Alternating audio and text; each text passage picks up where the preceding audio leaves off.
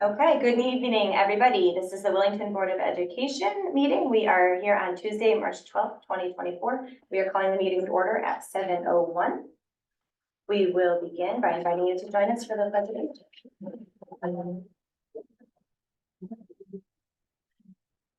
I pledge allegiance to the flag of the United States of America and to the republic for which it stands, one nation, under God, indivisible, with liberty and justice for all.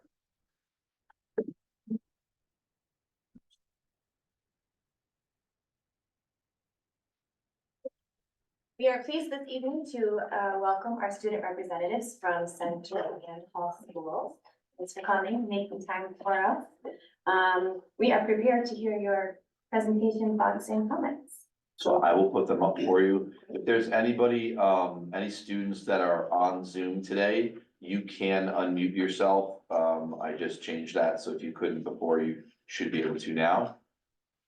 And then I'm gonna show you this coming in. You wanna go first? Wanna represent Center School first? I'll put you up. That's yours, right? All right. Yeah. Here we go. You ready? Yep. All right. You wanna introduce yourself again for everybody? Go ahead. I am Elijah. Perfect. This is what we have done. Great things are happening at CES, After School Climbing Club. Starting this month, one afternoon for each grade level. Rainbow Colors Day was February 2nd. Kids and staff dressed in the colors of the rainbow. Our February Spirit Day was Rainbow Colors Day. Everyone dressed in the colors of the rainbow. Mr. Phillips did an open after-school climbing club this month. Kids could sign up for one after school by grade level. Was that pretty popular? It was very popular. Yes. Yes, it was very popular. Fourth grade, it's about enrichment with Miss Castle. Everybody does at first, we did research on trees. Then we picked a destination we want to visit and researched on plane tickets, main attractions, bucket lists, and food. Some of the destinations we picked include Yellowstone National Park, Alaska, California, Texas, and Hawaii. We're learning how far we have to travel, drive, fly.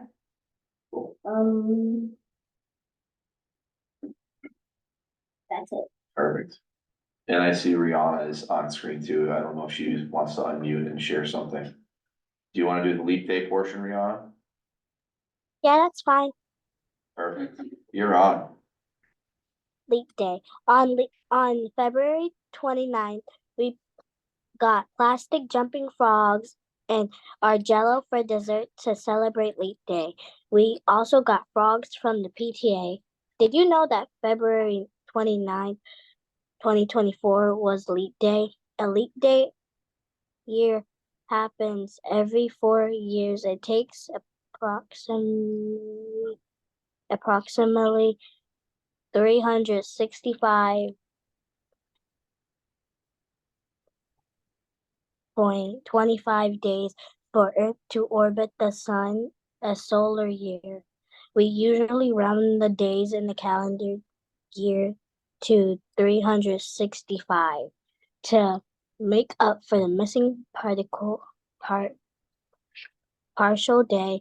We add one day to our calendar approximately every 4 years. That is a leap day year. I'll tell you that, did you know that the leap year really messes with our staffing pay calendar? It really does. Who's gonna do Read Across America? I'll do it. All right. Read Across America Day. Read Across America Day 2024 was March 2nd, but that was a Saturday, so we celebrated on Monday, March 4th. Some classes had flashlight reading in the library, and some classes had guest readers like Mr. Stephen, Mrs. Jonas, Yeah. and Mrs. Cushing. Every class had a chance to rock and read in the front lobby and could pick up a cozy chair and a book to read. Yes. I read a book on rock, paper, scissors. You wanna do the safety patrol one? Yeah, I'll do that one too. Okay. Safety patrol. So many fourth graders wanted to be on safety patrol this year that we had to split up into two groups. Round one worked November, December, January, and February. Round two took over on March 1st and will be doing on duty morning arrival and afternoon dismissal in April, May, and June. Perfect. You got your fancy dress on. Brianna, you wanna do the National School Breakfast slide? Yep, that's fine. Monday, serve up waffles. Tuesday, pineapple sunrise smoothie. Wednesday, beachside biscuits with egg and cheese. Thursday, sandy beach yogurt parfait. Friday, sunset berry pancake. Sunday, pancakes topped with blueberries, strawberries, or bananas. Then the week of March 4th to March 8th was National School Breakfast Week. Mrs. Knight brought leaves for us to wear every morning, a boom box of summertime music, and even a bubble one day. We had yummy breakfast foods every day: waffles, smoothies, egg and cheese biscuits, yogurt parfaits, and pancakes. What was your favorite? Did you try any? Yeah, I Did you guys- tried. I had them all. What'd you try, Yana? What'd you Uh, try? What was your favorite? My favorite was the Friday one, the pancakes. Nice. All right, you got the emergency drills. I got it. All right, Emergency drills. Everyone did a great job during this month's emergency drills. The fire alarm went off and everyone went outside quickly and quietly. During our lockdown drill, we stayed quiet and waited for someone to unlock the door. We had two emergency drills this month. One planned and one unplanned, but everyone did a great job staying calm and being quiet until they were over. yeah, we had the fire alarm go off at center school, didn't we? It took like a long time, so. It did, because we Some had of us didn't connect them. we had to make sure everything was good. It turned out to be faulty head. All right, Rihanna, you got the what we need to work on. Some people want to improve their art and some are working on their writing. During recess, kids need to keep their hands to themselves. If a ball goes over the fence, kids need to remember to ask the teacher to get it or ask permission to get it. Sometimes people forget their stuff when they go out for recess, so they need to remember it because it ends up in the lost and found. Everybody has something different they want to work on. Some people want to improve their art skills and some are working on their writing. During recess, kids need to stop to keep their hands to themselves. If a ball goes over the fence, kids need to remember to ask the teacher if to go to get it or ask permission to get it themselves. Sometimes kids hang their coat on the fence at recess if it's warm out, but forget to bring them in. The need to remember cause a lot of stuff ends up in the lost and found. The pollinator books, but Pollinator books in second grade. Second graders learned about text features in nonfiction books, which Corby's class and Mrs. Watts' class got together to share their books with a partner in the other class. Some of the pollinator kids researched were bees, bats, and hummingbirds. Second graders learned all about the text features in nonfiction books and worked hard for weeks on writing their own books on pollinators. Mr. Tormey's class and Mrs. Blox's class got together to share their books with a partner and the other books. Some of the pollinator kids researched for bees, bats, and hummingbirds. They're a great course. Brianna, you wanna do it? Yeah, sure. Beginning Thursday, March 21st, third graders can sing in the third grade chorus. Chorus will meet every Thursday from 2:35 to 3:10. Beginning Thursday, March 21st, 2024, third graders will be able to sing in a third grade chorus. They will meet on Thursday afternoon, 2:35 to 3:10 p.m. Chorus members will participate in the Willington Music Festival with Hall School and Center School musicians in June.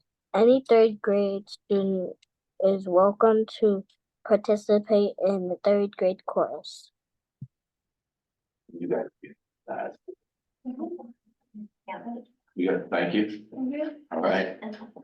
Thank you. Edgar, Elijah, and Rihanna. All right, nice job. Thank you very Good much. job. Thank you, Brianna. Good job. Any questions for them about any of their events that are going on? I did want to know a little bit about your safety patrol. What kinds of things do those students do? So like they wear vests. So people at like the parent pickup area, there's a spot like near the door. Some of the safety patrol members like open the door and close the door for kids who are leaving. I think some of the safety patrol members go out like outside and watch like the buses. And some kids go outside for parent pickup too. Near like the bench. What's their main job? The main job is to keep people safe. And if somebody's running, they ask them they ask them nicely, and if they don't listen the first time, usually they would go get an adult and say that they're I told the kids to slow down, but they wouldn't slow down.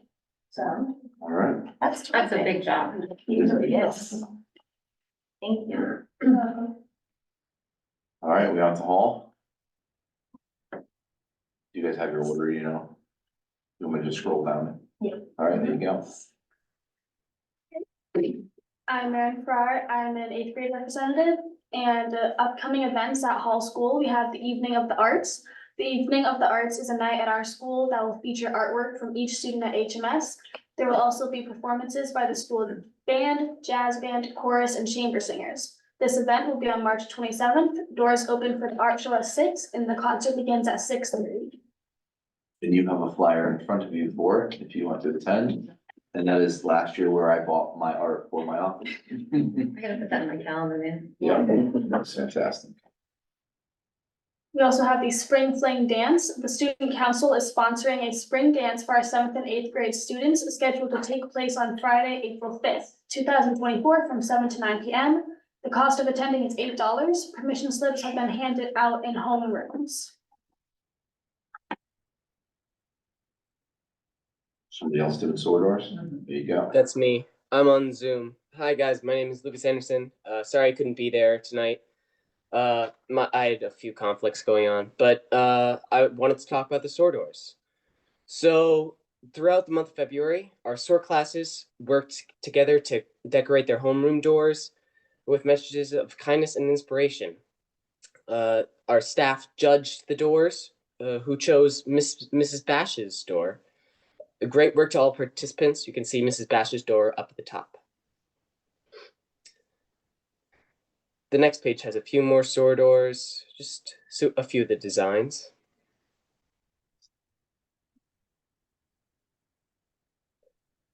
And the clubs. So thanks to the hard work of the teacher advisors for clubs, activities like drama, physical activity club, Dungeons and Dragons club, and many more have had very high participation. Notably, the drama club has been working hard to prepare for their spring production of A Trip to the Moon, and the art club has been supporting them in making sets and scenery.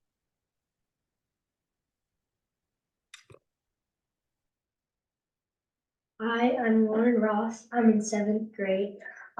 Every Friday that we're in school in the month of March, we're having Spirit Fridays rather than a Spirit Week.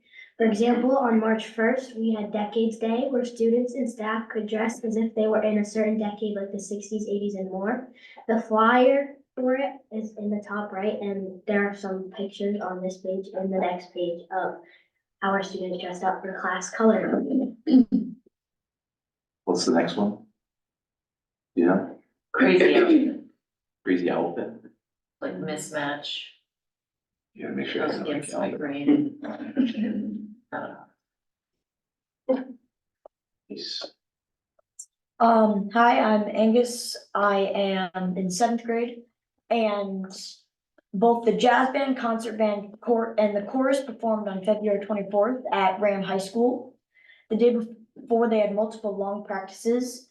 And in the hard weeks leading up to their concerts, jazz band played many songs, including Blue Monk and Cantaloupe Island. The concert played many songs, including Loch Lomond and Ready the Castle. We had many students participate and collaborate with other musicians through the region. Who wasn't, who was the conductor? Was that? I know concert band's conductor was Jared Hall, but that's all. Concert chorus was Amanda Hanslick from Oh, Neil from Neil Smith. Smith, okay. Spencer Sonnenberg was the choral director of that piece, of that portion of students. For Kindness Day was the February 29th, and we recognize the compassion of the school community we have built. The 5th and 6th grade student council has created a beautiful kindness tree, which you can see on the right, to celebrate our wonderful students at HMS and all of the kind acts taking place at our school. We also have kindness referrals going on at school, where if you do something good, then you can get a kindness referral and get a shout out on the mornings.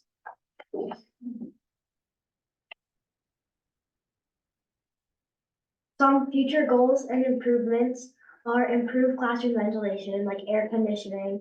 In the beginning of the school year, we had to take some half days because it was too hot in our school. There clearly needs to be something happening there. I had nothing to do with that one.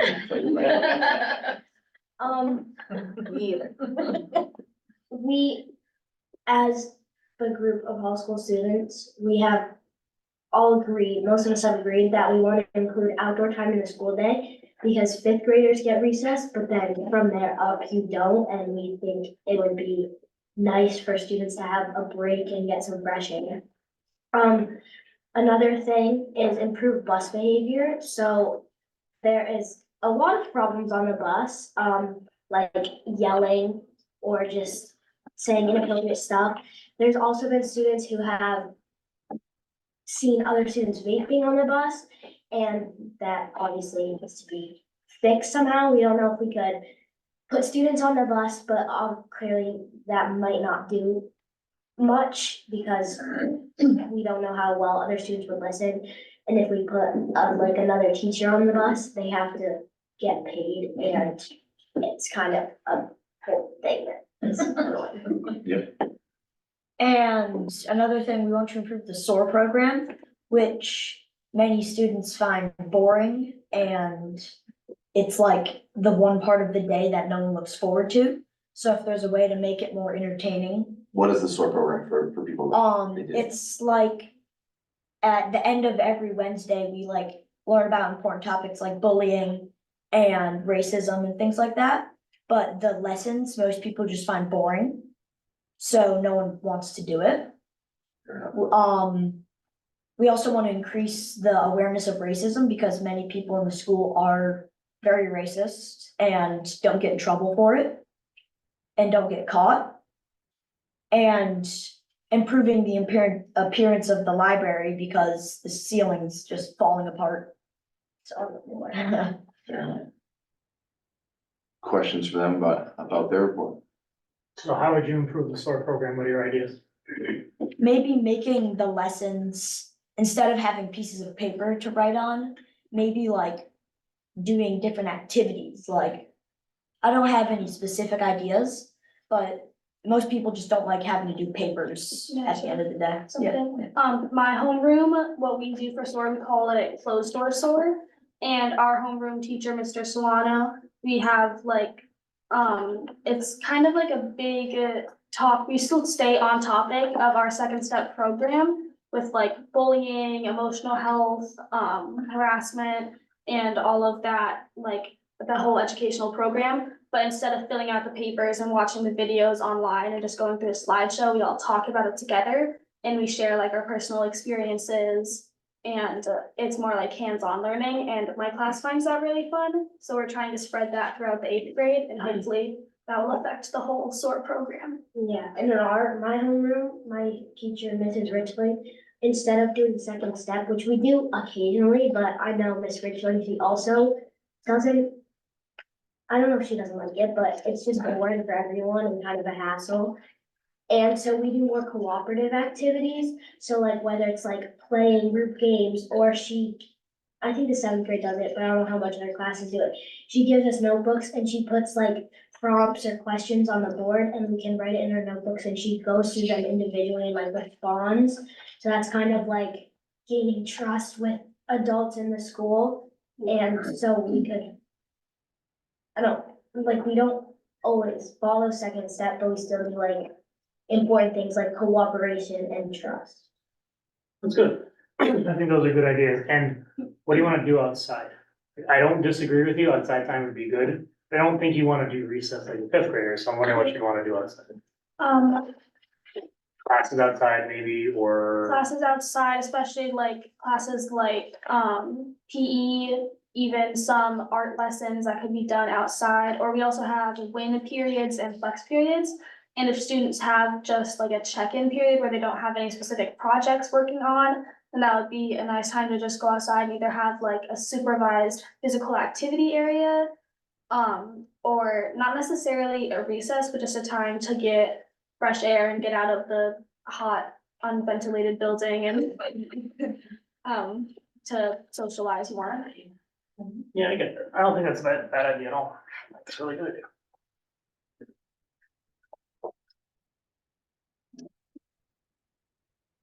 Thank you. Thank you guys so Thank you much. very much. We're in very good hands if you are our future, let me just tell you. Spoke very well, very clearly and confidently, so thanks for taking the time to show our town what we got. So you guys don't have to stay, obviously. Thank you. And then any of the reps online, thank you too. Appreciate it. Awesome.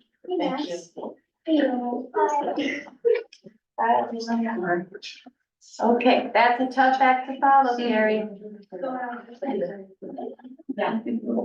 Welcome to you as our PTA representative. How are you doing? Hello, Carrie Rainville, PTA president here, just to give you guys a few updates. First, a massive thank you to those who came out to the family gala last month. It was a great success, huge turnout. It was a lot of fun. So just wanted to thank everybody for attending that. Next, starting tomorrow, we will be having a 25% off spring sale for all Center Hall and EO Spirit wear. This sale will end on March 26th. We ran a grand opening sale, I think it was a month and a half ago. And all the staff and families, I love seeing the kids. They come in with their, their center bees and HMS wear. So I love seeing it. So we're going to have that sale that will end March 26th. Flyers will be sent home with students this week and links posted online. If anybody has any questions, let me know about that. I'm happy to help. If there are still any fourth graders on, any fourth grade parents on, we are looking for fourth graders' baby pictures for the yearbook. We're trying to get a head start on that project for this year. We are in the middle of our first ever readathon. We're so thankful for the families who have participated so far. And if you haven't registered your child yet and would like to, there's still plenty of time. We're hoping this encourages our children to read as much as they possibly can, while also raising funds for personal classroom headphones for all center and hall students. It's a win-win. And the readathon will end on March 22nd. We have readathon trees set up at both center and hall. It's just these little trees that we have created. It's at both schools where students, once they complete reading a book, there are leaves in the library that we have cut out for them, and they can just fill out the book that they read, their name and the author who wrote the book, and then they can just tape their leaves on the trees so we can watch the trees grow. We can't wait to see, the turnout for all the books read.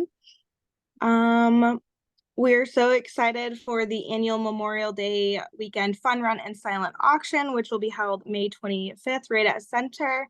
We would love to gather a team of volunteers to help out with this event. So if you're interested, please let us know. We're also looking for local businesses and individuals who might be interested in donating some items in the form of gift cards, gift baskets, merchandise, and/or services. Please let us know if you'd like to help out in that way. On March 27th, we'll be at HMS with a concessions table helping raise funds for the music department's end of year Great East trip. This is the Evening of the Arts event. If anybody's interested in helping out at the event, we're looking for volunteers to help at the concessions table, as well as bake some goodies for the event. Let us know if you're interested. Our next PT meeting will be this Thursday 14th at 6 p.m. at Memorial in the library. We would love to see you there. And if anyone would like to reach out to us, our email is membership.willingtonpta@gmail.com. And as always, thank you guys so much for your time. Carrie, Thank you. Carrie, where can parents register for the readathon? They can register. We have sent it out in the digital backpack, the link to register their children. We've sent home flyers with all students at Center and at Hall, and it is also posted in our Willington community Facebook groups, as well as our PTA Facebook group as well. If anybody has a hard time locating the link or the QR code, they can just email us at that membership.willingtonpta email, and I'd be happy to help get them set up. Thank you. Busy. Thank you for everything that you do. That's wonderful. Nice to be supported and supporting our community. It's terrific. Okay, next, the fifth item on our agenda is present to speak. So if there's anybody online that would like to share thoughts or comments, you're welcome to raise your hand at this time.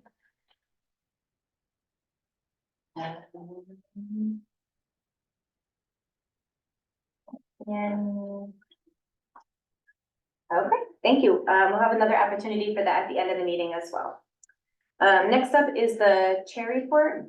I just wanted to take a minute to mention some important dates that are coming up. Of course, we're knee deep in budget season. Our town has some big decisions to make here, and so hopefully we can all come together and help one another out. Be aware and know what's going on and speak up. So our current proposed budget is a 6.76% increase. It presently includes a facilities manager, a support person, maintenance funds for both schools, and a special education teacher part-time. On Thursday, March 14th, the Board of Finance will be discussing the Board of Education budget. That's this week. So if anyone would like to come and speak out on support of it, that would be terrific. Wednesday, April 10th, before that, hold on. We have a meeting Tuesday, the 9th of April, so I'm sure we'll be discussing things further then. Wednesday, the 10th of April, budget hearing. Wednesday, April 24th is our annual town meeting, as it is scheduled at this time. Tuesday, May 7th is our referendum, and hopefully we'll have some positive result there. So please participate. Our town has many needs, and hopefully the school board's budget gets the attention that it deserves and needs for our students. Next we have communications. I know we had one additional email from Rick Maloney that went to CIP and all BOE, so I think you all got that. we have that. Tracy, did you get that one? I didn't look at that, I just realized that. I had the one from the last meeting. I think he missed, yeah, Yeah, I don't have anything new. you don't? Okay. I'll send that out. Final, the last one. It was honestly addressed to CIP, but it was like I'll email it out again right tomorrow. Okay, we're moving on to the superintendent report. First up, board member appreciation. Yeah, so it's, March is board member appreciation month. Obviously, I want to take the opportunity to thank you for your service. As a community volunteer, I'm gonna lose my voice tonight, I think. As a community volunteer, obviously spending a lot of time on behalf of our students. Everybody appreciates that. I don't think people quite understand the service that goes into being a board member and what it takes, and the amount of time. And that you are really the caretakers of public education in Willington. That's your job. And it's neat when you get that perspective of the students being in front of us to see that.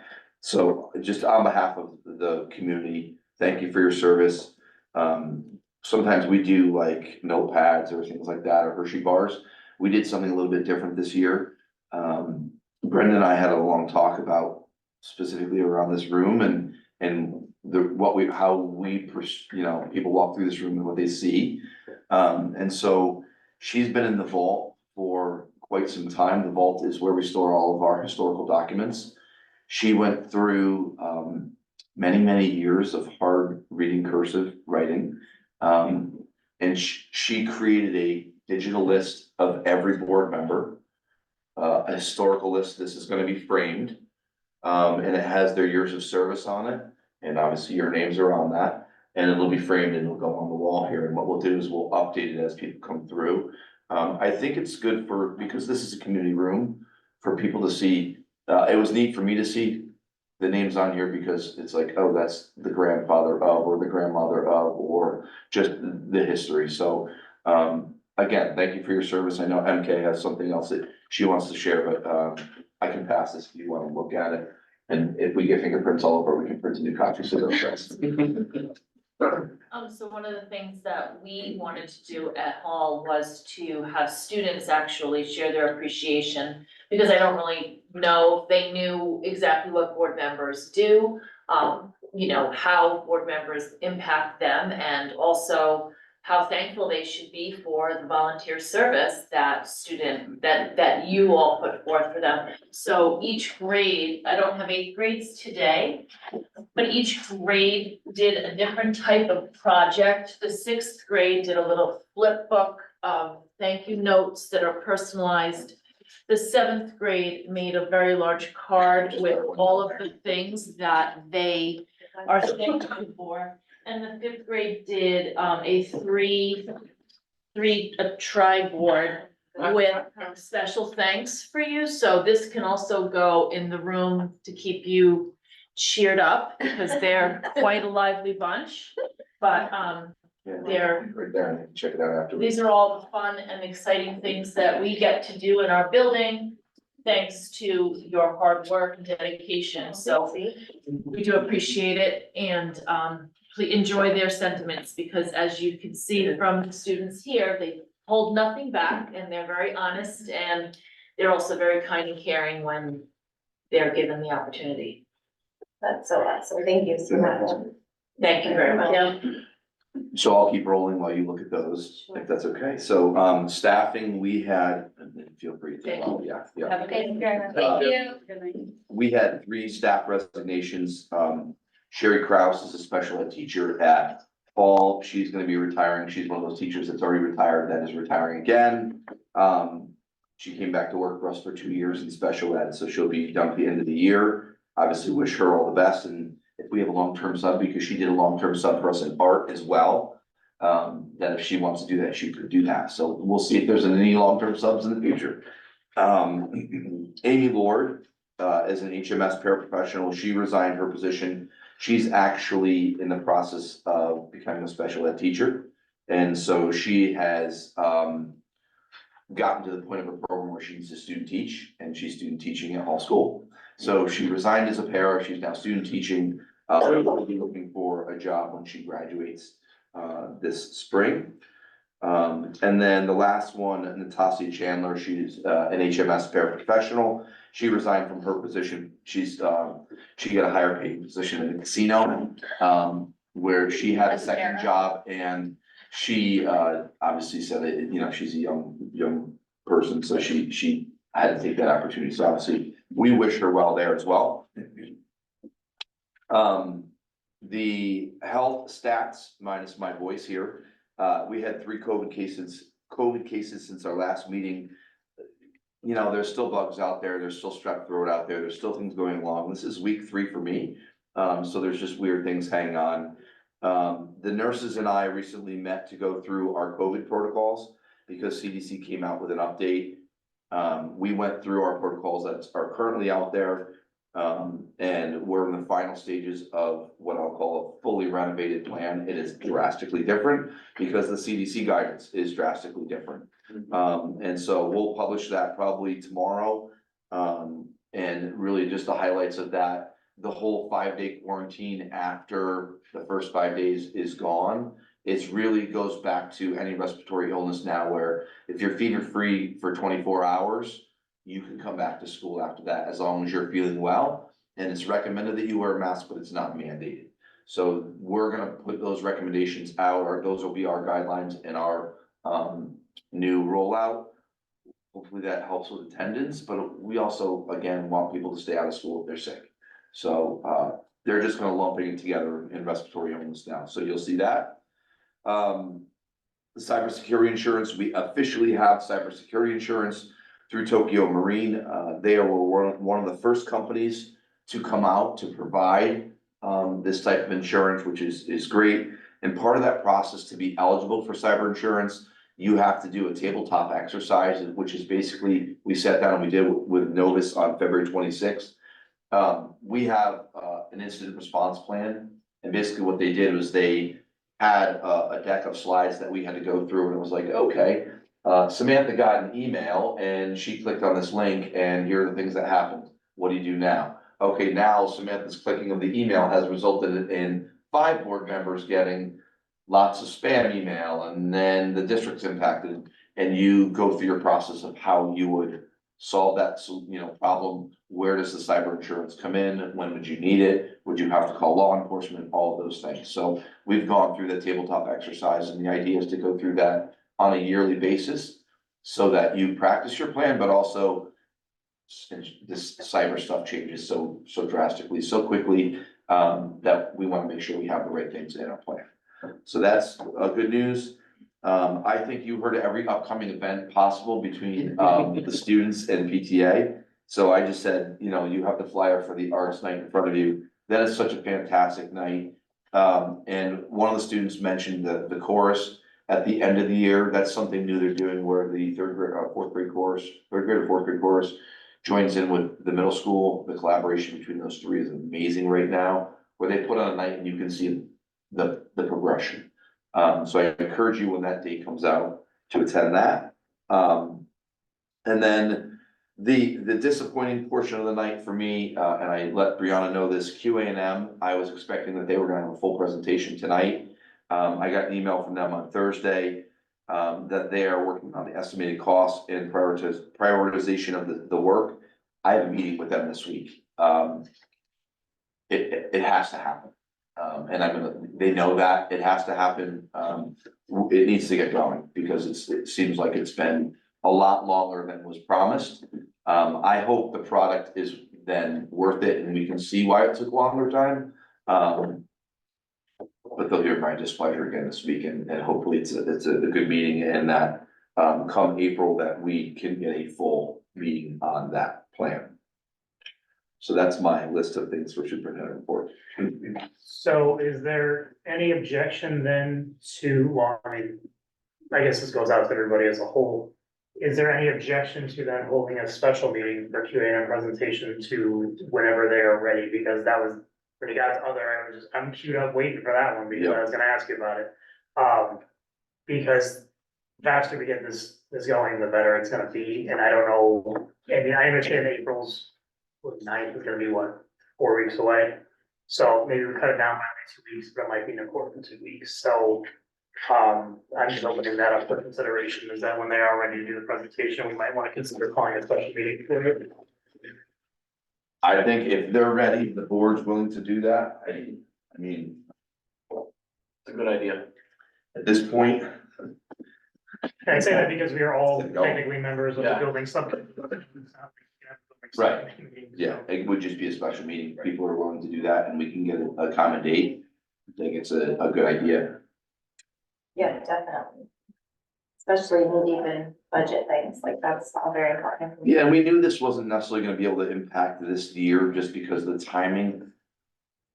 However, with the grants out there, everything that shortens the span for that HVAC grant makes our life harder. So the quicker we can see what they have and then get some information out, meaning RFPs for, whatever we need. We need to do that.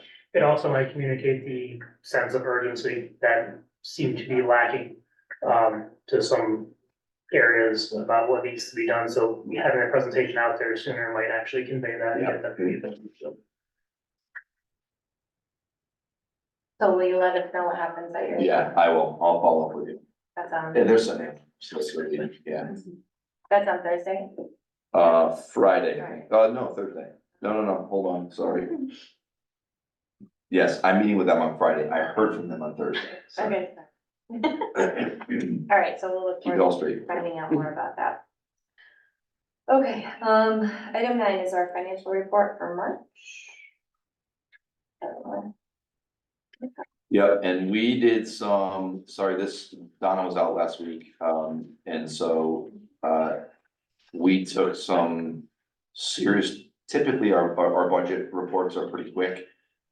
This was, not a quick one. We put a lot of work into this because you're gonna see that in the special ed portion of this, to get through this report, but, really, when you look at the overall programs, we have not spent a lot of money, because we're still in the freeze. The things where we've encumbered things have been, and you can see it at Center and Hall, heating things, heating coils, heating project. We did had to update a staff member salary. We made some adjustments on program 3 to outplacement tuition. We now have 5 students that are outplaced, and that means 3 unbudgeted outplacements. We did apply the excess cost round 1, and I'll share the exact details of this program in a minute. We did make the transfer from program 10, which was the $50,000 that you approved last meeting. The ARP ESSER transfer that I initiated was the $45,000. That's applied, and then we have applied IDEA, and I'll explain more about the IDEA in a minute. Minor changes in transportation, minor changes in health services. The curriculum staff development, we actually had a vendor close their business. And so we ended up getting a check back for $4,000. So, obviously we'll look to apply that in a different way. The utilities minor change, operations and maintenance minor change. The system-wide support, I think, is pretty much done now. All of the things that we have in the budget are encumbered, so we encumbered funds for Power School, School Messenger, and the Microsoft licenses. There's a gap in there, the balance of 16, because 9,000 of that we had 2 students that came back to district that were in magnet schools. And so that's where it comes out of that system-wide support. So obviously you don't pay the magnet school then. So there's some savings there, and then we also are more than likely not renewing an online subscription program that we use. And then the last one, the fringe, we obviously transferred out the $50,000 that was in there, that went into program 3. And then if you remember in the 24-25 budget, we increased the funds for social security. And it was based upon the average salary that you have in your current census. Well, the same group that we are applying for next year is our current group. And we didn't have the funding, the budget for that this year just because the group changed. So we had to apply some more money to social security. So there's the balance of that. Any question on that before I move on to the program 3 portion? Give you more information there. So I put and I think you can unmute yourself. I just want to make sure of that. If you have any questions, okay. I put together this budget shortfall kind of planning document. And I finally, I'm not gonna lie, I see a little bit of the light at the end of the tunnel here, which is a good thing. So as you know, the shortfall, we had planned for 2 outplacements. We currently have 5. The 24-25 budget is fine. We have it planned accordingly because we knew in time for that.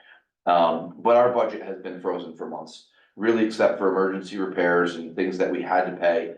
We have not been buying things. It's been really, really hard to do that, but it's what we had to do to make sure that we were going to operate within our numbers. So I think, have a really good plan, and I'm going to walk you through what it looks like. So before the budget update that you got today that had this, see this $262,000 hole, or sorry, $212,000 hole right there. This morning, that hole was about $560,000. Okay, and I'm going to show you the worst case scenario to get to where we believe we would be, and how we're going to get out of it. The additional outplacement costs we know are in the $67,000 range, so you have to add that to the $560,000. We know we're going to spend probably another $15,000 on special ed because it's, contractual things or things that are needed in IEPs. So you have to add the 15. It puts us at about a $642,000 deficit. That is a massive number, and this is how we're going to get out of it. The green is what's already been applied. Okay, so we got our first round of excess costs, $221,000. That's been applied. We applied the $50,000 from health insurance. We applied the $45,000 from ARP ESSER. I was able to use our mental health grant that we currently have to code off, to reclassify. We had a school social worker work summer school. And I have the funds in the grant in it without having to change a grant to reclassify 1,500. I'll take it. We did it. IDEA grant, the IDEA grant runs on a 2-year cycle. So you have 2 years to spend the money. We're currently finishing up the 22-24 cycle. And we currently have the 23-25 cycle. Every other grant we have, we operate in year 1 and spend all the funds. For the most part, we spend every dollar, meaning Title I grant is a 2-year grant, but this year we got about 80,000. We spent 80,000 this year on offsets for staff. We haven't done that with the IDEA grant, and I don't know why. And when we discovered that, there was still funds there. When I went through the budget reports, I'm like, we need to apply that right now this year. So we will get a brand new grant next fall that will act as our year 1. It doesn't hurt our 24-25 budget because it's an offset in our 24-25 year budget. We were able to apply $97,000 now in staffing. That's huge. So that took a huge chunk off, okay? Now the other spots that are not in highlights are the other ways, and up top is a little bit different. The excess cost payment number 2, the $71,000, that's what we're expecting for our second payment. We would take that off, okay? The after-school grant that we wrote, we are actually able to use the money that we're doing for our half days to pay for our paras, and the wealth program is also an after-school program. We're able to cover that cost because it's an after-school program, okay? So that will be an offset that we currently have not done yet, but it will be transferred.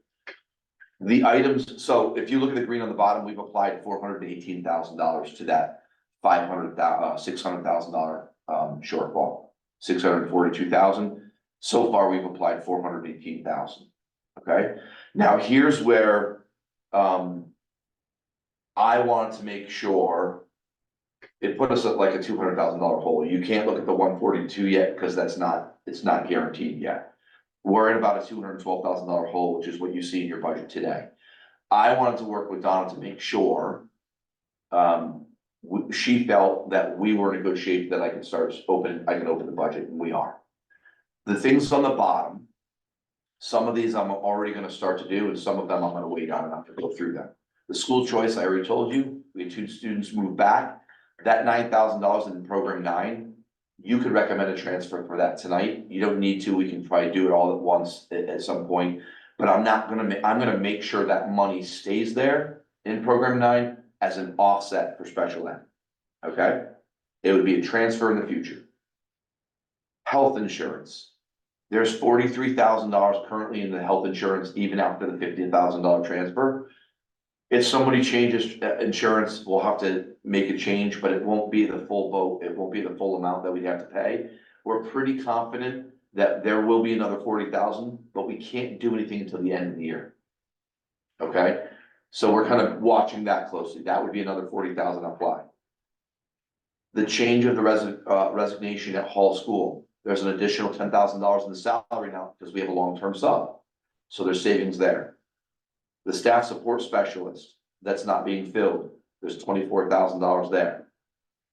The CES art salary, the person that we hired came in lower than what we budgeted. There's a $13,000 savings there. If we do all of those things, you would only have to apply 44,000 of your non-lapsing fund.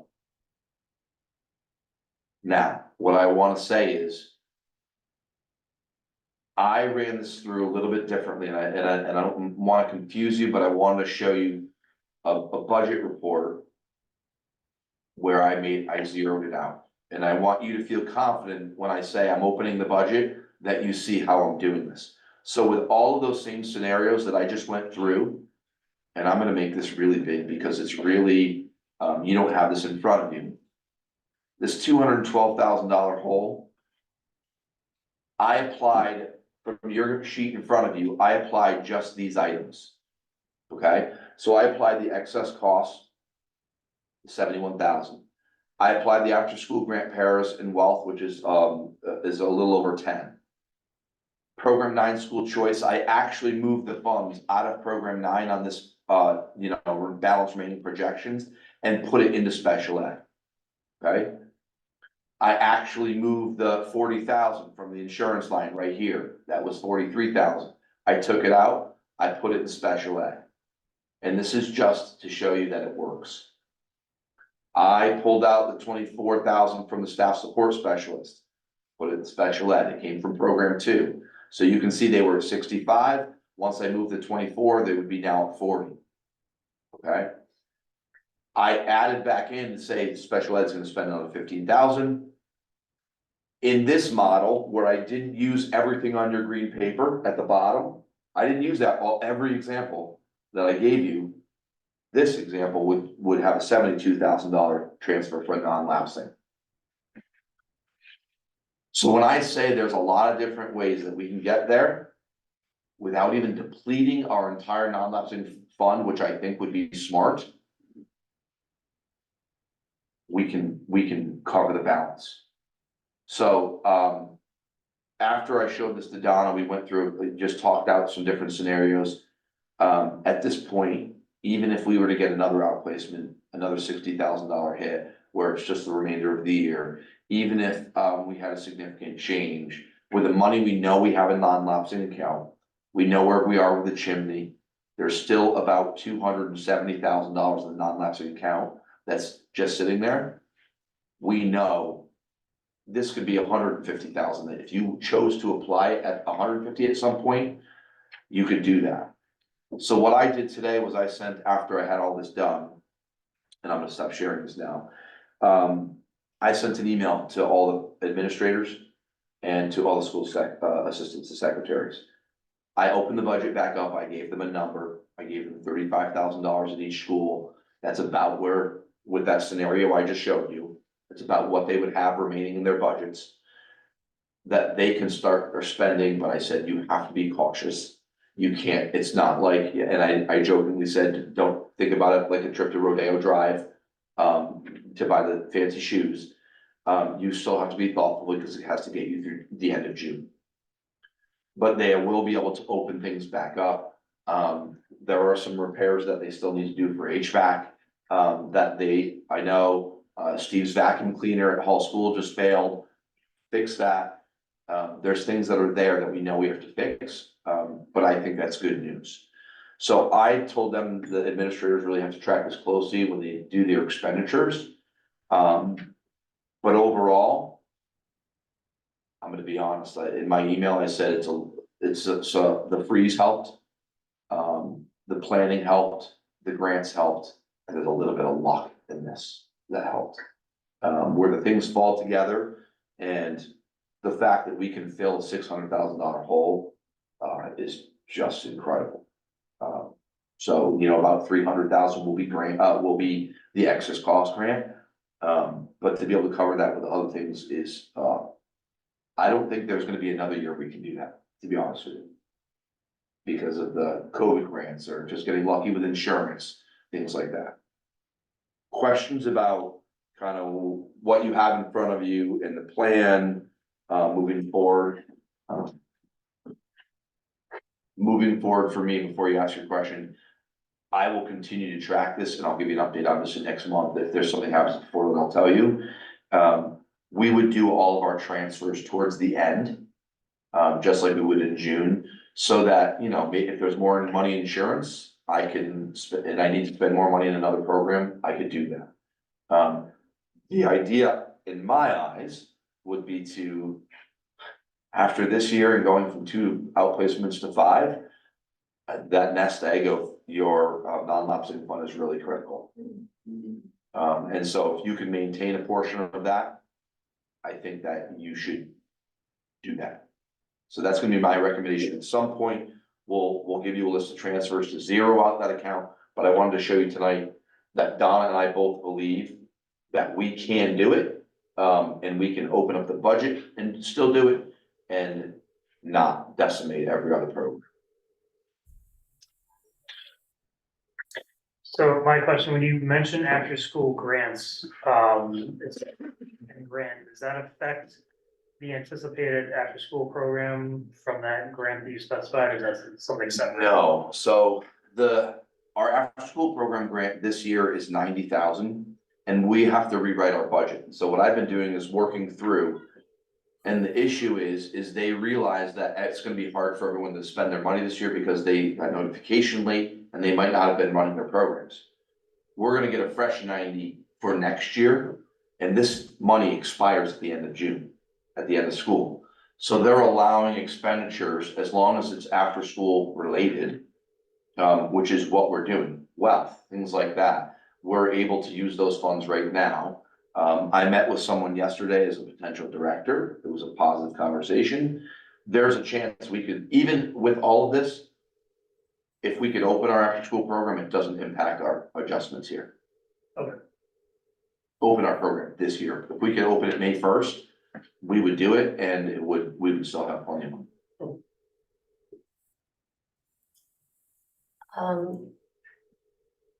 I just want to say thank you for the diligence that you have looked at this with and the conservative nature of spending and how you encourage your administrators to kind of look at the bigger picture, and they do it. Like, it's very impressive.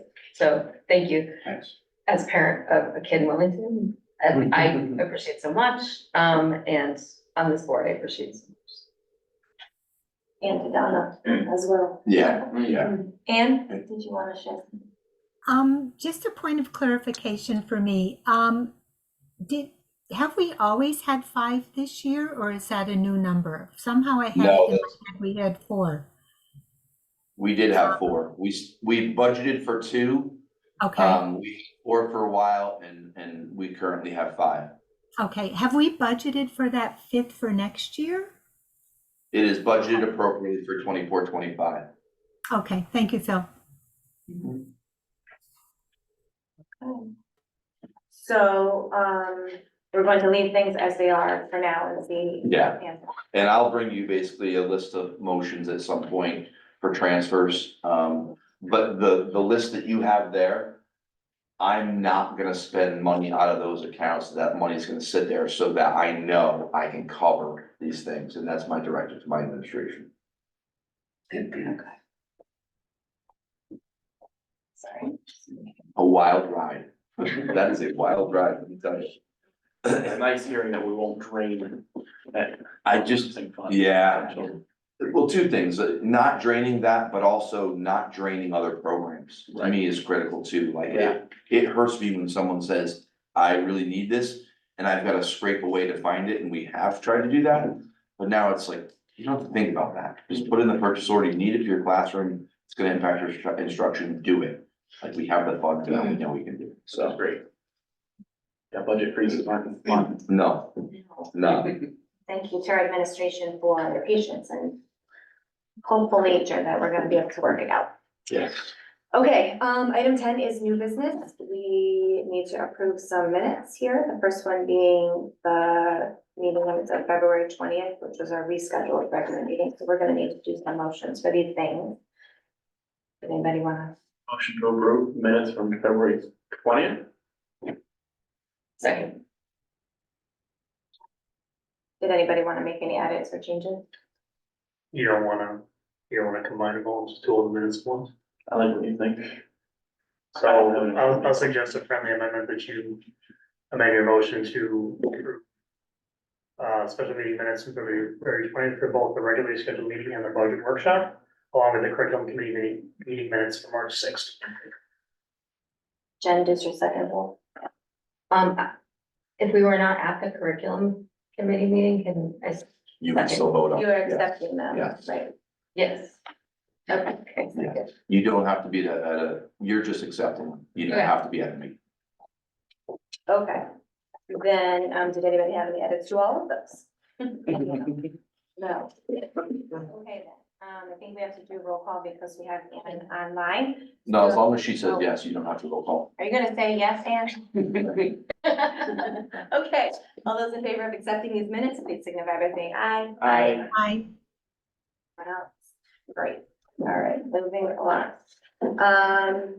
Okay, next we are going to hear a little bit about our new language arts program. As you know, some recent Connecticut state laws were changed, legislation was changed.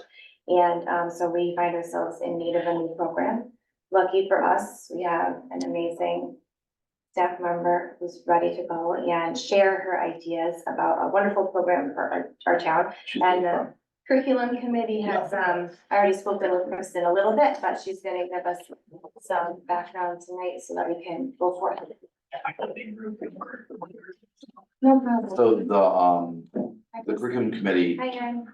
the curriculum committee met and this is what I emailed out the full presentation. You're gonna get a quicker version tonight of that, of the presentation. And the idea here is just to give you an overview and then make the official recommendation. And just for new folks on the board, this will be your first example of, and I mean, it's kind of addressing Jen, what you just asked about. When you have curriculum work or you have policy work, typically, when you have a subcommittee make a recommendation, unless you have serious objective, something that happened or a policy, you would go along with their recommendation. That's common practice. So don't feel like, well, this is the first time I've seen it. That is very standard for boards. So if you hear, and I'm not gonna speak for them, if the curriculum committee tonight says, we recommend, that is typically what you act upon. They can't act within their subcommittee, they can't vote. But if the three of them say, we recommend this, typically the full board would follow through. The other piece that I just wanted to address was, Anne is on the curriculum committee. Anne was out, so she did not, sit on this subcommittee. Brianna did it in her place, and Brianna sat through both meetings as opposed to having Anne come back for one, okay?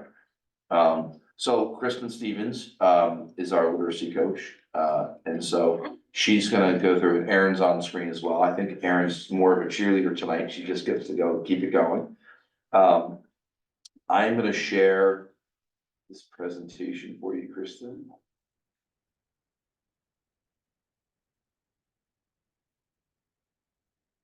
I'm just trying to get on. It's all over the place, sorry. There you go. Did y'all receive an email with some information about this? Are you gonna keep all the words covered there? Oh, sorry, yeah, we can move people. This is what's this, oh, it's you, sorry, you have to do it, sorry. Trying. Thank you. Walking up there. So the full presentation is online for the public, it has been online too, and we sent you the full copy as well. So this one's an abbreviated version for you. All right, we ready? Yeah. Okay, so first, why do we need a new literacy program? This is a state mandate. Our district is required to implement a program for grades K through 3 that has been approved by the Connecticut State Department of Education. The state approved programs, what they have that our current curriculum does not have right now, a systematic and cumulative instruction of vocabulary, language skills, and reading comprehension, an assessment and remediation system for all the tiers. That means on all the different levels of literacy intervention and also special education. And also our curriculum right now is missing a systematic building of content knowledge, so that would be the knowledge that students would learn, like science and social studies instruction. So this is connected to our waiver that we wrote, didn't get the waiver, so now we're And no one responding else to did, this. right? That hardly anybody else. Very few people got it. So once we found that our waiver was not approved, we started a research and selection process. So the first thing that we did is we took all the programs, all the state approved programs from the state website and contacted all of the companies and set up appointments with all the representatives and spoke to each one for anywhere from a half an hour to 2 hours, just depending on the company. And then those companies sent us digital samples, print samples, and we spent multiple hours reviewing samples from all of the programs. Feedback was solicited from teachers, coaches, administrators from other districts who are currently using the state approved programs. And we also solicited feedback from the Willington public school staff, so Center School and Hall School. You want to speak to why Hall School, just real quick, because it's K3, I think it's important for people to know that. Yeah, so we are hoping, well, the goal is for us to be able to use this program for the entire district. So not just to focus on kindergarten through 3rd grade. So if we're going to focus on them, why not focus on the entire district, since the entire district has the same curriculum? So that it would benefit, this program would benefit all students, not just K through 3. Consistency.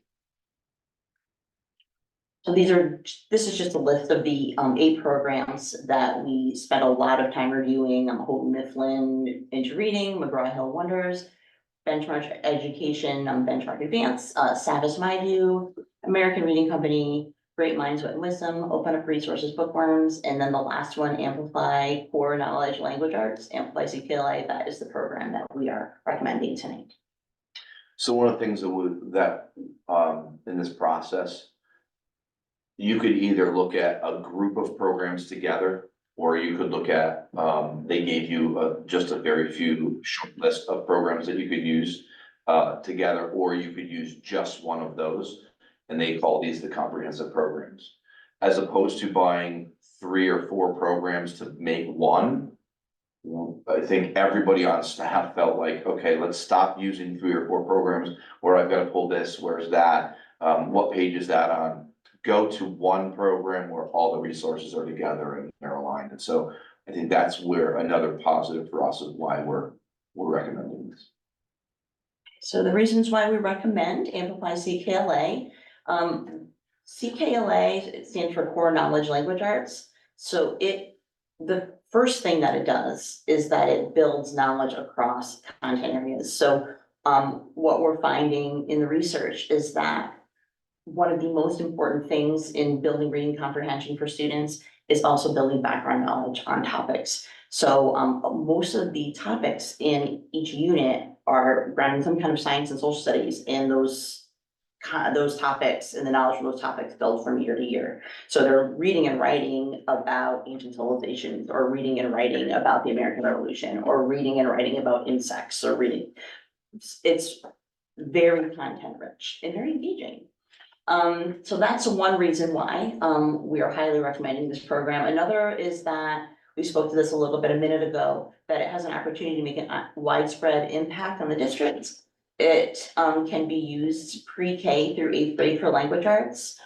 It also has an intervention piece. It can be used for special education, and also can be integrated into science and social studies. It is grounded in science and social studies, so it can, which definitely helps with that integration. Also, it is very comprehensive. The units include instruction and literacy in all areas: reading comprehension, writing, vocabulary, language, grammar, phonics, spelling, word study, knowledge, background knowledge. And the instruction is cumulative. The instruction builds from lesson to lesson, unit to unit, and grade to grade. And the other thing that we really like about it is that it is accessible. Most of the materials you can find online. You go to the website and you can see full units, full lessons that we'll be using the kids will be using in school. Parents can see it. Anybody. This is a little small, but I did bring some print samples to hold up. This is just a sample of grade 1 and grade 3, what we'll be getting should we purchase this program. So grades K through 2, they have a knowledge strand and a skills strand. So the knowledge strand is where they learn a lot about the content, and they read and write about different kind of science or social studies topics. There's also stories in there as well. So when we purchase this program, the teacher will have a manual, and then there's a student book that goes with that. Do you want me to show this or no? No, okay. And then for the skills strand, teachers will have a manual. All the students get a reader that goes with the skills, and they'll also get a workbook. And skills strands would be like phonics, spelling, grammar, comprehension skills. You have the knowledge strand, and then that's the basic skills. And then 3rd grade was up there, but there's that's just all combined. So It's a hard view. yeah, that's a hard view. I mean, I just wanted to make sure that you were seeing what we were purchasing. And there's also a digital component that comes with it. So there's a digital component for the students and a digital component for the teacher. I'm assuming it's a situation where every kid needs their own book and we'll have to buy the books forever and ever. And the only additional cost as far as the workbooks every year. And we're budgeting for 3 years.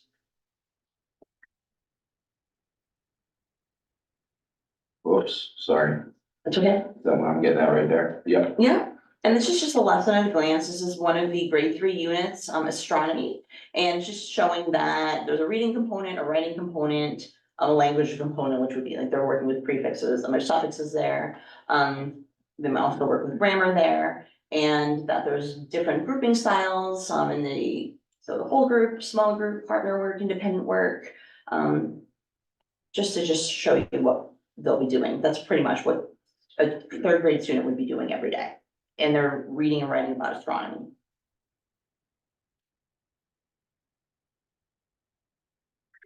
And while we might have thought that it was unfortunate that the waiver was not approved, I think that this is actually, we're ready for this next step, and the reasons why. Letters, the language essentials for teachers of reading and spelling, that's a training that all teachers go through. That's a 2-year training. And this program matches the training that we've done to a T. It's pretty much like what the teachers have been trained in. This program mirrors that perfectly. We just finished training in something called the Writing Revolution, and that's the kind of a method that they use in the program. So we invested a lot of training in that. This program mirrors that as well. The current phonics, so spelling and decoding program that we have is very much like the program that is in CKLA, and CKLA actually takes the program that we already have and expands that with more resources, different kinds of activities. And we were a school that was very focused. We use Readers and Writers Workshop. We're not using Readers and Writers Workshop anymore. That was what our curriculum was based around. Being trained in Readers and Writers Workshop is very valuable because that approach is grounded in knowing readers and writers, and really knowing readers and writers as who they are, and really encouraging a love for literacy. So that's not something that CKLA definitely weaves that in.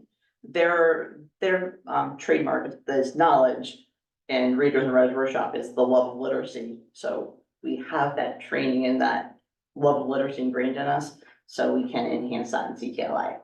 And then we have these things called structured reads that are in our current curriculum. And so we purchase a lot of different trade books or different picture books and things that that go with that curriculum. We can take those and weave those into the current program. So those will not be lost.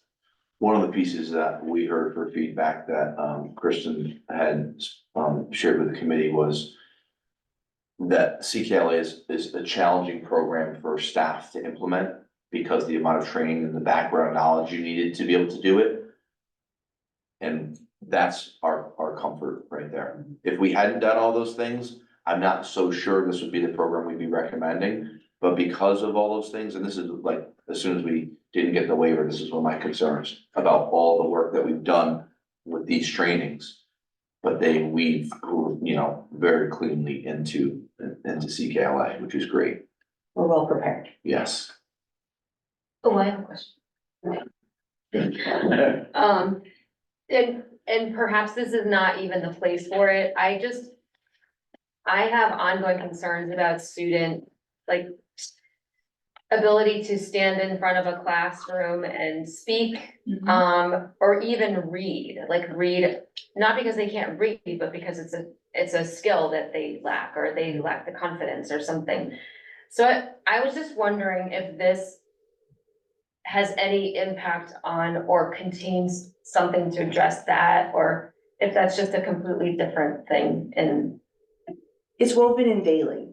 So that is something that discussion is woven into every lesson. So see that this program having a great impact on that, and it's done systematically and thoughtfully. Okay. We've also put our portrait of the graduate, which is what you're talking about. And the portrait of the graduate is like, hey, I have the ability to communicate, right? And what does that look like at different grade levels? We kind of put that on the back burner because of all the curriculum work we've been doing, and knowing that we had changes coming up. As we roll this out, we can look at those ways to infuse it and make sure that there's projects. And we talked about this in the curriculum meeting too, about, assessment and what pieces are we gonna share with parents and what stays in portfolios for kids. Well, the portrait of the graduate is all part of that too. And there's a lot of changes that will occur as a result of this adoption. But they're all for the good. Mhm. While this is really a knowledge building curriculum, it does all of those other things very well too, and that's why we like it. It just feels like, as I read through Eunice, no stone is left unturned. I don't know how much weaving in we're going to have to do, because so much is already done well in this program. So part of this process, okay, thank you. Part of this process to receive the grant funding, we have a team that's attending state training. It's mandated, and I think our team could probably teach the course. Unfortunately, they have to attend, but literally they could teach the course. And that's the feedback I got from today. Erin's smiling because I think she knows, Kristen knows. I heard the same thing from Cushing today. But we have about $90,000 in grants. And the grant will cover only K-3. You can't use the grant funds for outside of that. So that will get us a 3-year subscription to CKLA, meaning all the workbooks, so you wouldn't have to budget for 3 years. You'd be making that commitment, and then beyond that, assuming again the world doesn't change and turn upside down and you keep this going, you would just then need to purchase those workbooks. And the numbers we were at were affordable numbers and could work cleanly within your budget.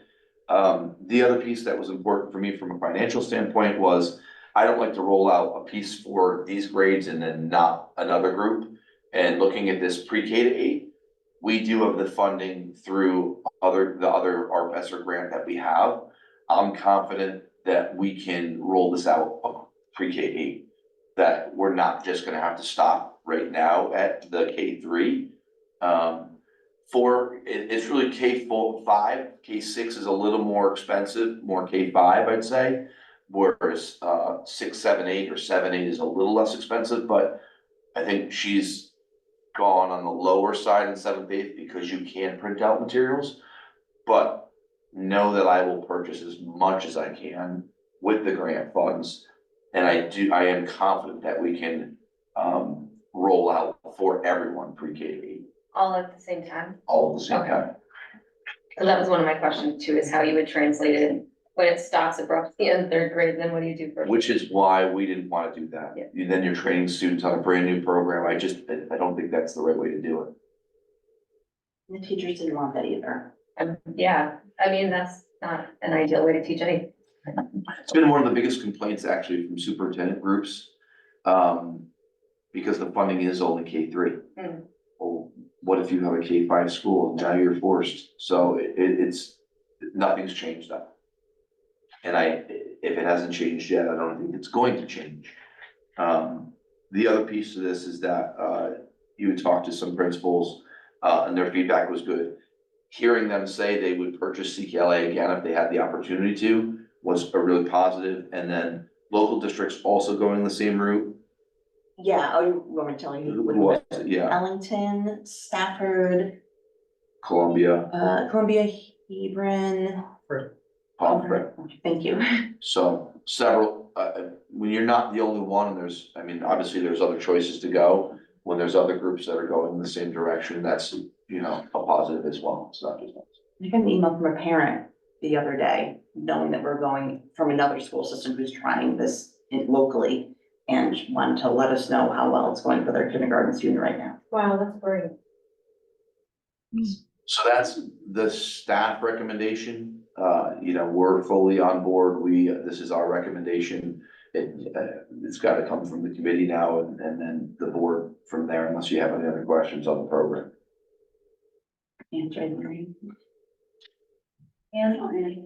Hi, I have 2 questions. I think number one, it's excellent that we've done so much training with the staff and they go into this well prepared. So it's a knowledge-based program, so they're mostly reading nonfiction, is that correct? Is that a correct interpretation? They are reading a lot of nonfiction, but there are fiction units also. So each grade level starts with some sort of fiction unit, where it would be stories or fables. So that's the very beginning of the year. There's another one later in the year. There is a mix of fiction and nonfiction within the science and social studies. So there will be stories about different kinds of content. And also, there's opportunities for choice, which we do really value stories and good literature in our school system. So we have plenty of that when we have that menu of options and there's something called pausing points, we will be making sure that is woven in during those times for sure. And does it correlate with our science and social study curriculum? The topics? Yes, it does. It matches the standards, yes. Perfect. Thank you so much. Okay.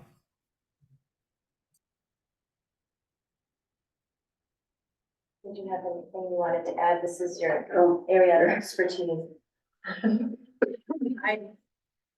From Kristen's presentation and then looking through the program, there's a ton of stuff there, but it all hits all the strands of the science of reading. Somebody new to the board, there was a presentation by Aaron a few years ago that showed it, but it's background knowledge and You put me on the spot to know them all. There you go. There's all these strands that we have together to form a rope, basically, that form, being what's it say there? It's like, Skilled reading. skilled reading, yeah, Yeah. okay. So to become a skilled reader, all these knowledge, vocabulary, sentences, reasoning, mental model, sounds, letters, words, those are all things that we need. Weave them together, become skilled reading. And when you look through the units, all of those pieces are there. And, it checks all the boxes, and it fits with our everything that Kristen said about how we've already spent years training and a lot of money on, and so it seems like it's the best choice. I wanted to say that, two things that I appreciated and noticed about the program. One being that there was quick data access. And of course, data is what, as our staff members, making informed decisions about students and what they need and where they are and where they're going, and making sure everybody's progressing at whichever speed suits them. So that was important because, the faster you know how your students are doing, the sooner you can make an attack plan and help them move on. And the other thing was the take-home materials and the fact that everything is easy to find online, and there were connection pieces as well for the parents. That seemed pretty important as well, just so that folks have a better understanding of what their students are doing and working on in the classroom. Did anybody else want to say anything else or ask? So I've been a fairly vocal critic of the curriculum in the past. It's not shy to anybody. But as looking at this compared to what we went with the last time, the biggest thing for me as a board member and subsequently as a parent was the transparency that was involved in what was chosen here. As Brianna just said, as Kristen said, it's available online. Everything's available online. When I say everything, I mean everything. Every unit that you're in, you can follow along online. I think that's very important for parents to see exactly what their kids are doing and to help them along. I mean, if you have to print out the same test for them to do it again, you can. It's right there. It's all printable materials. It's all free for the parents, so there's no concern there. And I do like from the budgetary aspect of how it dovetails with the training that we've already done, so we're not spending a lot of additional funds in an already inflated budget year going forward, that we don't have to spend more money or as a huge amount of money on training for something completely separate. The fact that it fits in with the training that we already did is a great benefit, so I'm in support of this. Recommend this. Okay, great. So we need to make a motion to commit to this program. Yep. Do you have a recommendation for wording? You would just to adopt, CKLA as your majority program. K through, You don't even have to say that, yeah, it's gonna go through. okay, does anybody want to say those? I move that we adopt the Amplify CKLA or NCKLA language program as our ELA curriculum. Second. All right, was there any lasting comments? Great, okay, all in favor of adopting the CKLA program for our district, say aye. Aye. And there we go. Thank you. Go get it. Thank you. Thank you for your support. We're really excited about this, and we really do feel this is going to help our students a lot. Very excited, so thank you so much. Thank you for doing such an in-depth study of all of Yes, those different absolutely. programs and trying to hunt people down to give you feedback as well, which was not so easy. Well, we have to, to be able to make a decision, we have to know about everything that's there before we can decide. And there are really good programs out there, that's, I think it's the best for us. The UPS man is just gonna be happy, he doesn't have to look, he was delivering all the materials here. He's like, what do you guys have, what's going on? There was a lot of boxes that came in, so. Thank you, so we can, spend some grant money tomorrow, so let's talk, Okay. all right? And you're hoping to have resources ready for Start next year. August. We're gonna, PD. I think there's a lot of people that are going this route, the CKLA route in particular. And we wanna be on board as quickly as we can and make sure we have all our materials in.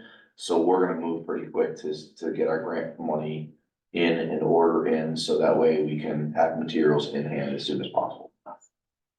Perfect. Good, thank you much. Thank you so much. Appreciate it. Thank you. Okay, item 11 is. Thanks, Erin. Business. Not that Thank she had to you. do it. I don't think we have anything there to do. Thanks, Erin. What's that? Where? Old business. No, you still have one more item under, Oh, I'm sorry. new business.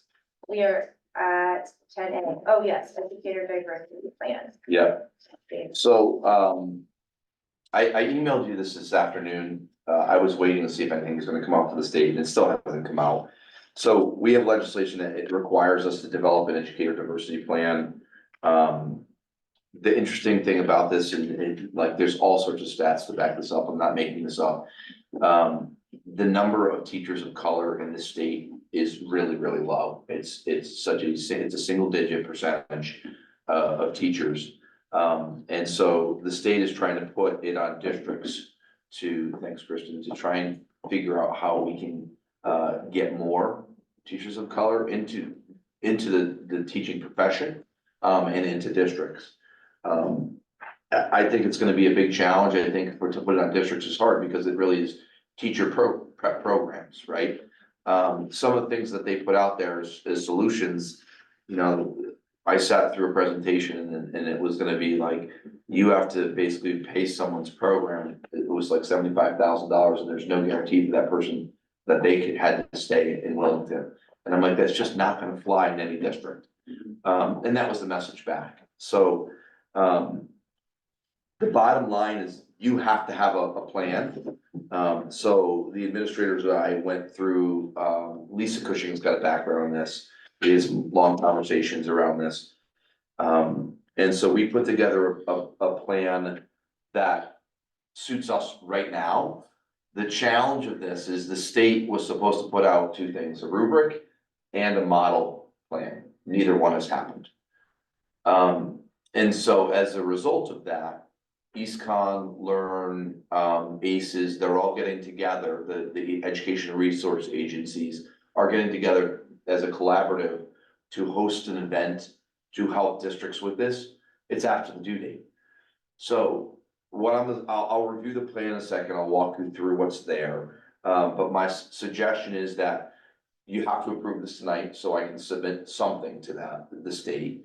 And have the caveat that basically, just like you do for the COVID plan, any adjustments could be made by me. I could just make the adjustments, whatever the state recommends, if they ever come out with their plans. And I can make the adjustments and move forward. So in this, the draft that you see that's there, I'm sorry, I didn't want to share, I'll share this with you. We had to follow the state template. So we had to have a vision statement in there, a theory of action. We had to say who the team members were, and what this is about. And so basically what they're trying to say is that, you know, we have a diverse body of students in the state. We should have a diverse body of teachers, and it's not really in place right now. So how do we solve that problem? And to solve that problem, we had to have an action plan, and sorry, this is small. Oh, you can see it.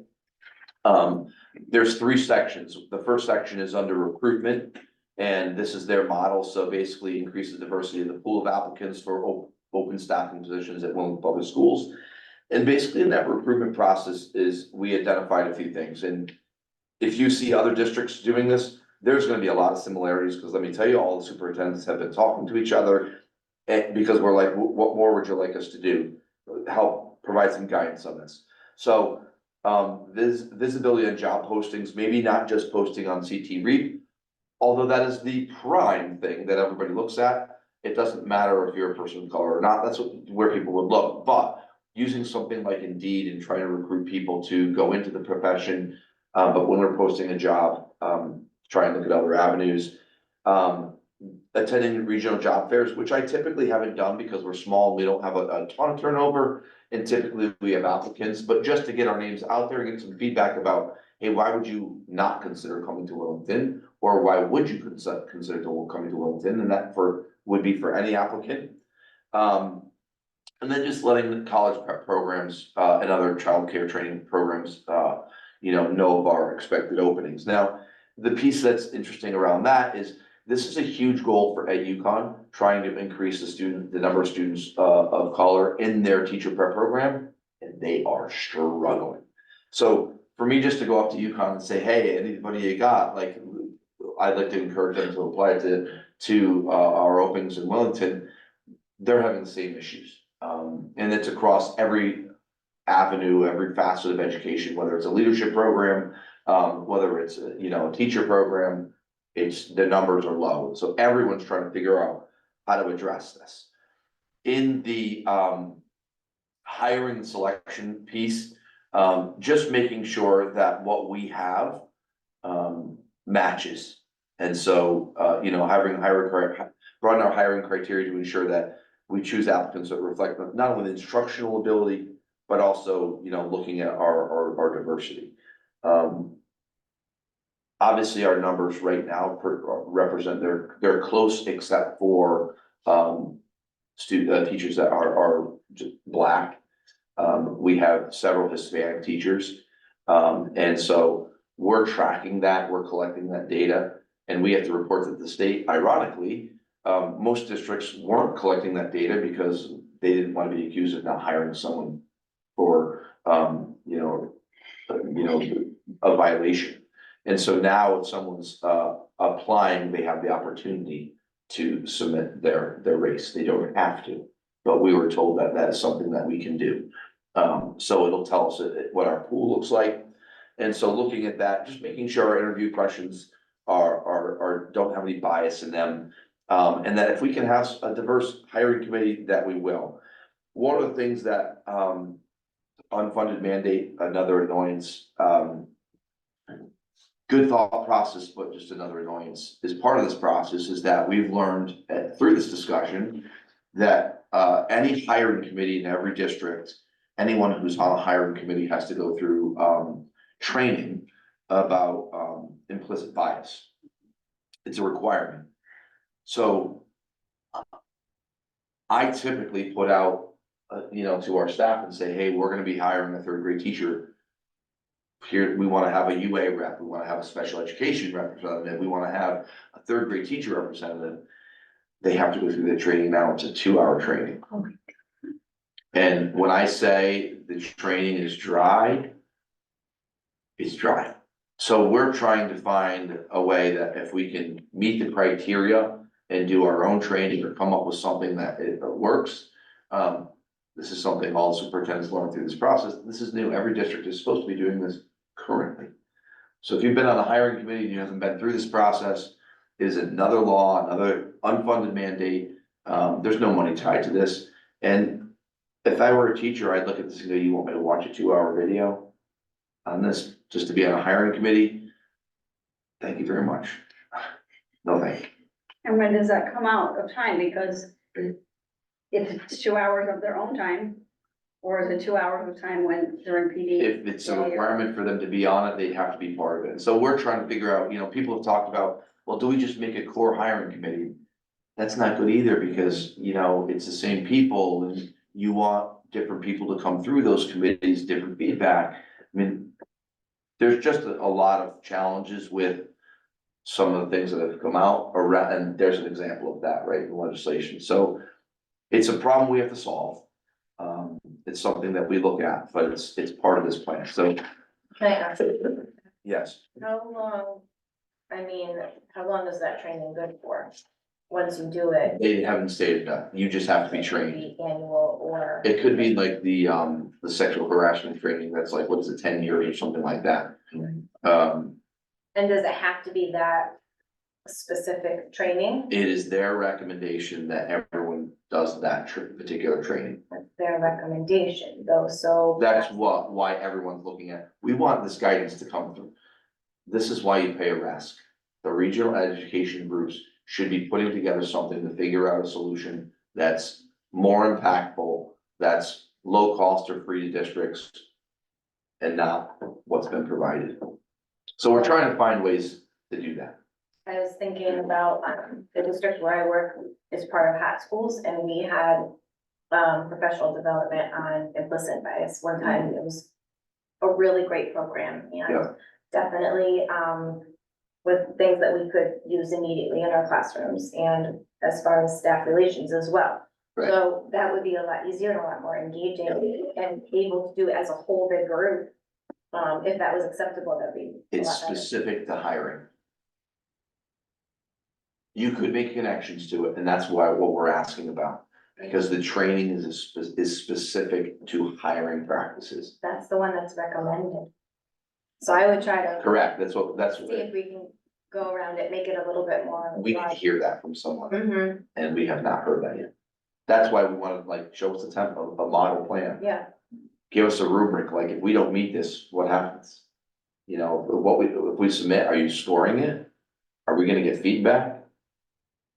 None of that is been, and is if you're clear. out of compliance, what, We have submitted, we will have a plan.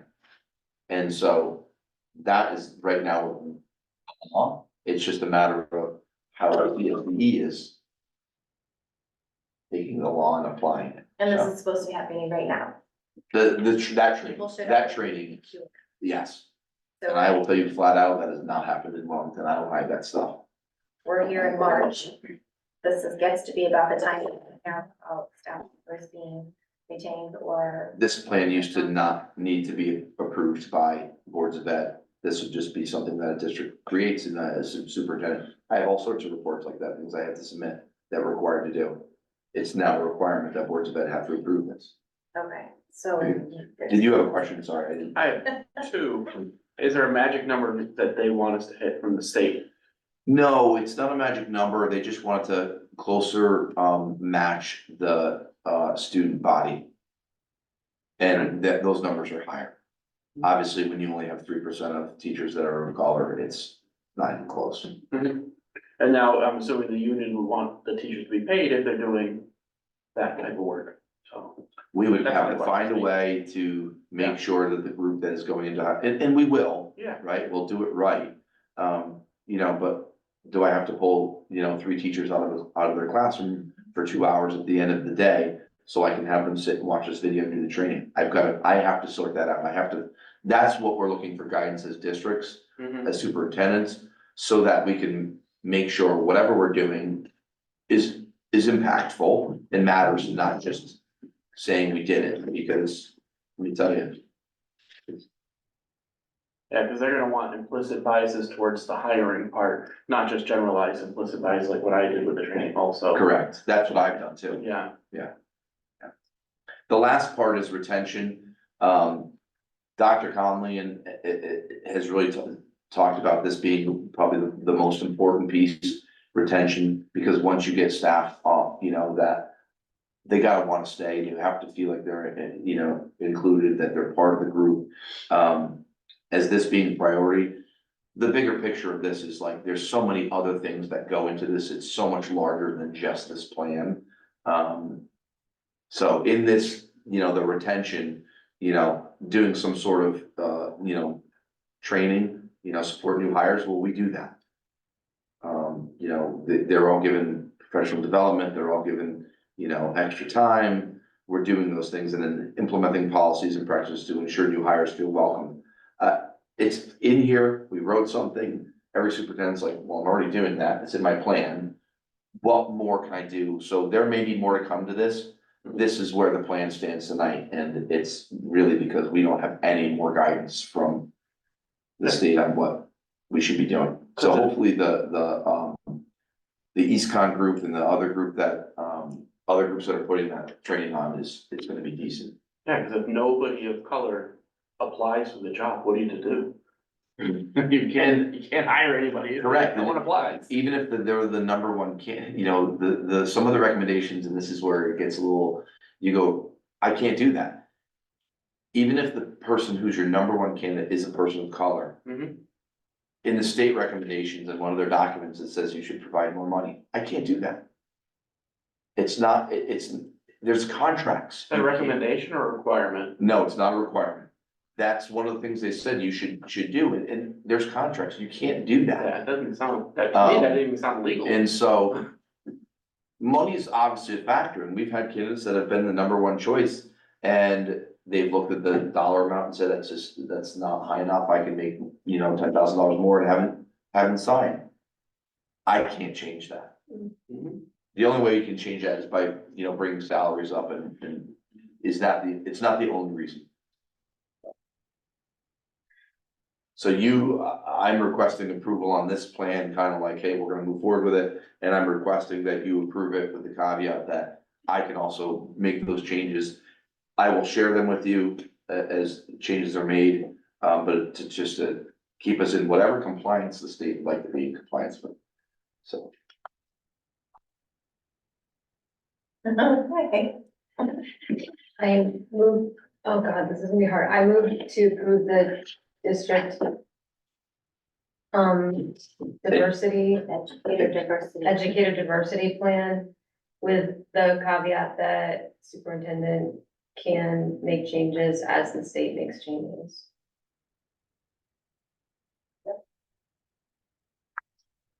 Second. Any last questions or comments?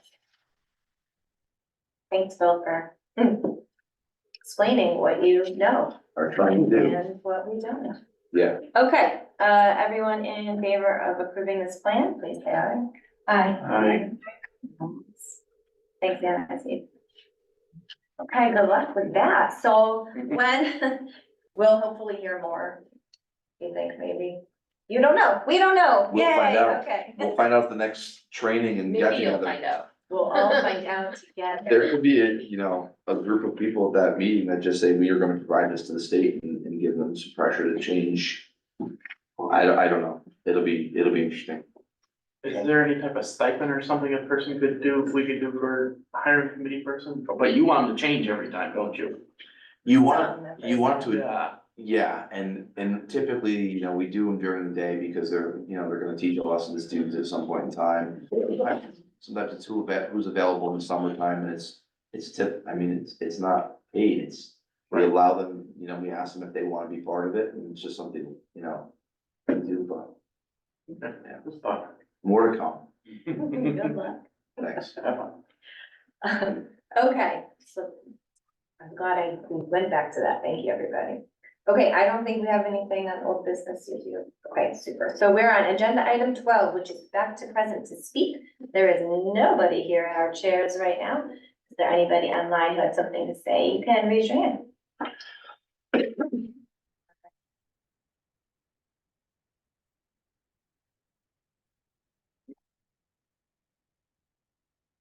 All right, well, thanks for sticking with us on there. Okay, we have moved on to board comment. Here we are at the end of our meeting. Did anybody have anything they wanted to say? Oh, sorry. I wanna say I love how the kids come in. I think that's so great. It really brings it all together, and it's just fun to listen to them talk, and I love it. So, yeah. I wanted, are you done? Sorry. Oh, yeah. As a board member, I'm having great anxiety about the meeting on Thursday, and I hope that we all can go and support budget that we put forward. Yeah, I guess that's it. You probably all know that there, at the last, Board of Finance meeting, there was some question as to why we as a group chose to add some things at the last minute, it seemed. Kind of like when you eat a meal and then you want all of the desserts on the menu. I think that's sort of how it was presented. And Bill, of course, did a great job presenting it and explaining how those things went.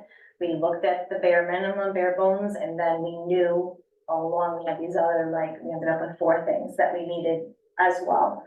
That's something I think we need to make sure to drive home, that is how our process went. We were all on the same page together and getting there, and stand behind it as well. So yes, certainly support from board members and, parents and folks from town to just speak up and say what we're doing, why. Yeah. I think. Yeah, so last week, last meeting, that was meeting last week too for me, but last meeting, when MK did the presentation on the students in Hall, 6th, 7th, and 8th, and their answers to their surveys, it captivated me because I'm a numbers person, I'm a statistics person, so I asked her for as much raw data as she'd be willing to give me. And I was able to get the as basically as raw as possible for the answers for the students, all anonymized, but it didn't break it out as deeply as I wanted to go, but that was okay. One of the things that I noticed that didn't seem to get presented was there was a couple questions on gambling. And I focused on the 8th grade students because you're just shy of high school at that point, and to me, that's a very vulnerable spot for the kids at Hull because they're just shy of getting to that last phase of schooling, but they're still in with some younger kids, so it's kind of an in-between. So I focused in on that, and it was the gambling answer is really interesting to me.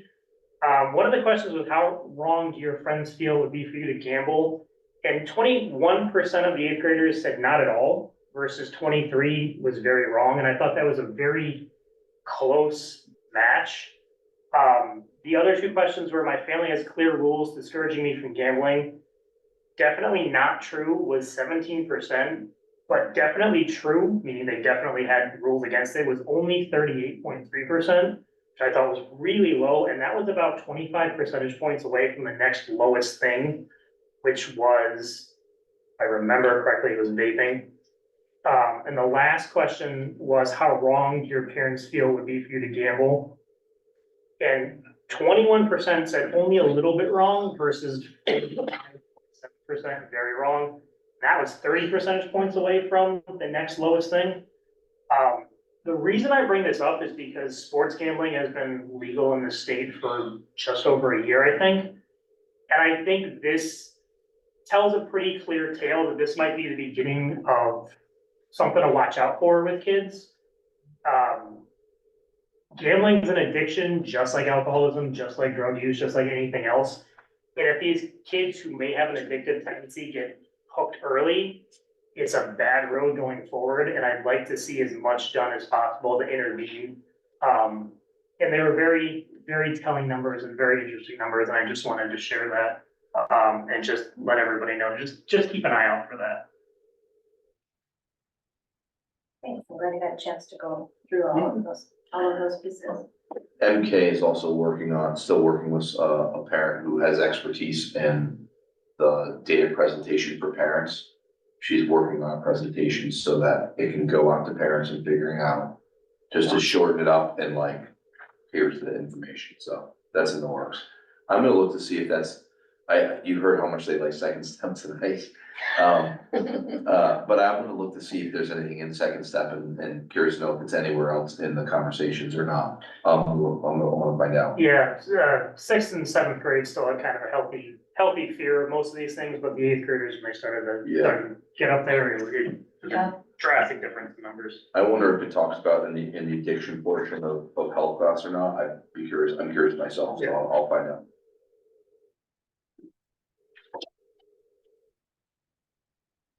Okay, Anne, did you have anything you wanted to wrap up with? Yeah, I had a couple things. First of all, I wanted to thank Mr. Phillips for all of his after-school PE activities at Center. The kids really enjoy it, and it's a great opportunity for them to get some more physical activity and interact with their peers. So thank you for him for providing that. Also, thank you to the kids at Hall School for the lovely thank you cards and posters and all. That was very thoughtful of them. And also thank you to Kristen and Aaron for all their hard work they put into the new reading program. It looks exciting. Okay. Thank you. Anything? I'll just add on to everything that's already been said, that, we thank you to Sherry and Amy and Natasha for the time they spent working for us and continue maybe in a different role. We appreciate them and wish them the best in their next ventures. And I second the call to have people be a part of the conversation and be aware of what's going on with budgets, because there's a lot of things in town, not just Board of Ed, but other budgets that are all coming from the same pool of money. So we need to be aware of what's going on and how it's being shared amongst the whole town for the best of our town and get out there and be a part of the conversation, not just at the polls, but during the meetings ahead of time being made for what budget's being put on the to referendum and then also town meetings. We've seen people come out for some really big decisions, but we need to have people come out all the time for every decision, because every vote counts. As long as you know. Sam, is there anything you wanted to wrap up with? Yeah, I kind of want to piggyback on what John said. I got here a little bit late today, unfortunately, but it was nice pulling into a full parking lot and seeing a bunch of people in the chairs. And I think that not only is it a good opportunity for the students to become better public speakers and be a little bit more engaged in what's going on, but also potentially for the parents too, to get a little bit more involved and maybe be interested in going to a couple other meetings and stuff. I'm a big advocate for that too, so Yeah, good I think point. it's cool. Awesome, thank you. Okay, I think you guys covered just about everything. The last thing I was just gonna add is, hope everyone enjoys a safe St. Patrick's Day. May the look of the Irish be upon you. We are ready for adjournment. Would anybody like to move that way? Motion to adjourn. Second. All in favor? Aye. Great, thank you all. Have a super duper night. Super.